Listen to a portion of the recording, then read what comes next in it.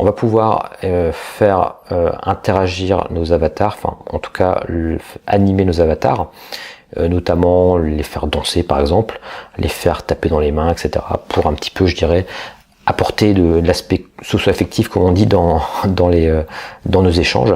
Bon, après voilà, c'est plus ou moins réaliste évidemment, hein, mais c'est ce qui fait partie aussi de l'intérêt d'avoir ce type d'outil, c'est que ça permet des expériences un petit peu différentes que ce qu'on peut avoir dans la réalité, hein. Peut-être que danser en réunion, mais ce n'est pas forcément toujours mon cas. Donc, mais en tout cas voilà, ce sont des choses plutôt intéressantes.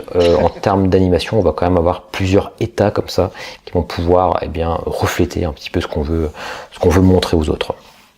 Alors d'ailleurs, si je mets en pause cette vidéo, on voit justement les différents états qu'on peut avoir. On peut lever la main, on peut encourager, applaudir, être confus, serrer la main, danser, être impatient, penser, saluer, s'incliner, etc. On peut même interagir, on peut demander de venir ici, on peut rire, etc. On peut danser, voilà.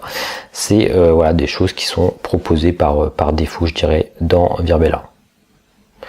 Ici, on teste également la fonctionnalité note collante, hein, c'est simplement si on veut faire du design thinking en quelque sorte, on va pouvoir coller des post-it un petit peu partout si on veut, et puis permettre aux collaborateurs de compléter ces post-it, et puis comme ça d'échanger des idées. Ici en l'occurrence, je vais en mettre un certain nombre sur le mur juste pour tester un peu cette fonctionnalité.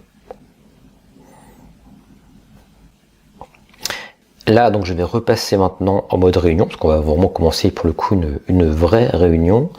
Et sachez qu'on pourrait tout à fait afficher, on voit hein, autour de nous, on a différents tableaux, on pourrait tout à fait afficher, donc ici il y a un site web pour le coup qui est affiché par défaut, on pourrait mettre un diaporama, un autre site, voire même des vidéos, un petit peu tout ce qu'on souhaite, un petit peu comme on le ferait, hein, je dirais, dans une classe virtuelle classique, donc ça va permettre comme ça de faire des présentations de manière assez interactive.